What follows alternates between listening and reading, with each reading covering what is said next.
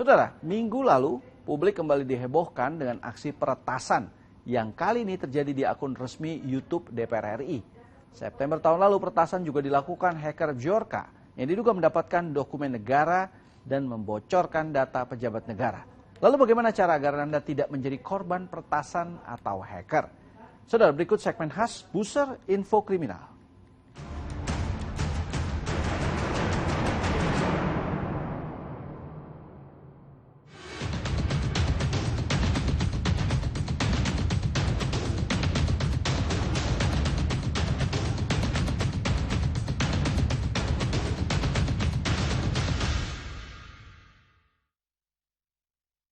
Akun YouTube resmi DPR RI pada pekan lalu sempat menjadi sasaran peretasan atau hacker.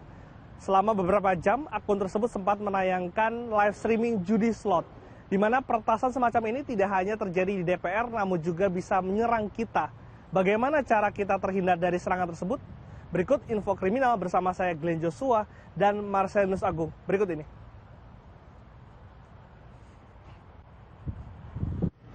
Inilah tampilan kanal YouTube milik Dewan Perwakilan Rakyat yang diretas atau dihack Rabu pagi minggu lalu. Kanal YouTube resmi DPR RI menayangkan video judi online secara live sejak pukul 5:30 WIB.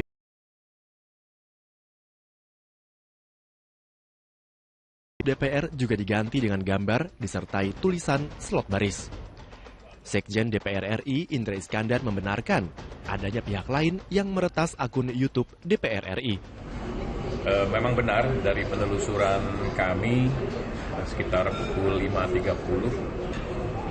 akun YouTube DPR dihack oleh orang yang tidak bertanggung jawab, dan ini sudah menjadi perhatian kami.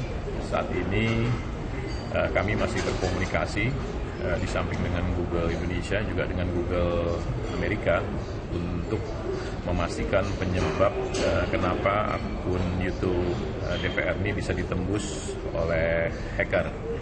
Setelah dilakukan penyidikan, akun resmi media sosial YouTube DPR RI akhirnya berhasil dipulihkan. Badan Siber dan Sandi Negara atau BSSN menemukan malware atau peranti lunak yang bersifat berbahaya, serta file berklarifikasi hack tool alias program bantu untuk menembus keamanan sistem operasi. Berdasarkan hasil deteksi yang ditemukan oleh tim BSSN, ditemukan indikasi adanya file berklasifikasi malware dan file berklasifikasi hack tool yang ditemukan pada perangkat yang digunakan. Selanjutnya, file-file yang ditemukan tersebut diserahkan kepada tim analisis malware BSSN untuk dianalisis lebih lanjut. September tahun lalu, aksi peretasan juga dilakukan Bjorka yang diduga mendapatkan dokumen negara dan membocorkan data pejabat negara. Menko Polhukam Mahfud MD yang membenarkan adanya peretasan tersebut menyebut bahwa kebocoran data diduga bukanlah dokumen rahasia, melainkan data yang terbuka untuk umum. Saya pastikan bahwa itu memang terjadi. Saya sudah dapat laporannya dari BSSN, kemudian dari analisis begitu saya terjadi di sini. Tetapi itu bisa juga sebenarnya bukan data yang sebetulnya rahasia, yang bisa diambil dari mana-mana, cuma kebetulan sama. Nah, kalau soal itu nanti masih akan bilang pemerintah masih akan lakukan. Jadi belum ada yang membahayakan dari isu-isu yang muncul itu kan itu yang sudah ada di koran. Kasus peretasan sebenarnya sudah sering terjadi di Indonesia. Tidak hanya perusahaan swasta dan lembaga negara, kejahatan hacking juga kerap terjadi di tengah masyarakat. Serangan hacker atau kejahatan dunia maya atau biasa disebut cybercrime sebetulnya dapat bisa dihindari. Namun sayangnya, masih banyak masyarakat yang belum memiliki kesadaran dan juga pengetahuan terkait hal ini. Nah, saya punya tips yang bisa Anda gunakan untuk bisa terhindar dari serangan cyber. Nah, tips yang pertama, pastikan Anda mengunduh aplikasi dari sumber resmi, seperti Google Play Store maupun iOS App Store.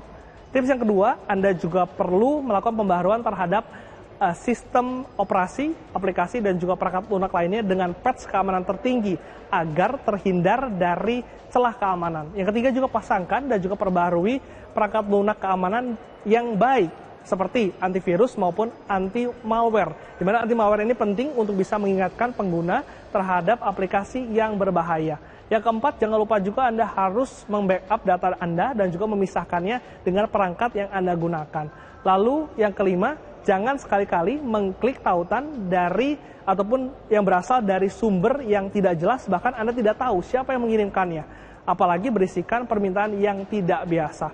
Sementara itu juga untuk tips ke-6 yang perlu Anda harus ingat adalah menggunakan password yang tidak hanya kuat, tapi juga unik untuk bisa melindungi akun digital Anda. Anda juga perlu merubah password tersebut secara berkala, namun jangan lupa ya untuk bisa mencatat dan juga mengingatnya.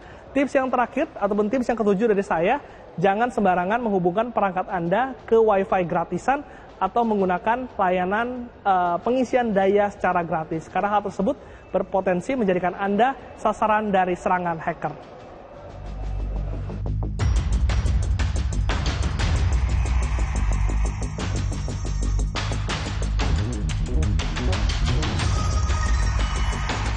Era digital seperti ini membuat para pelaku kejahatan berkembang semakin pesat.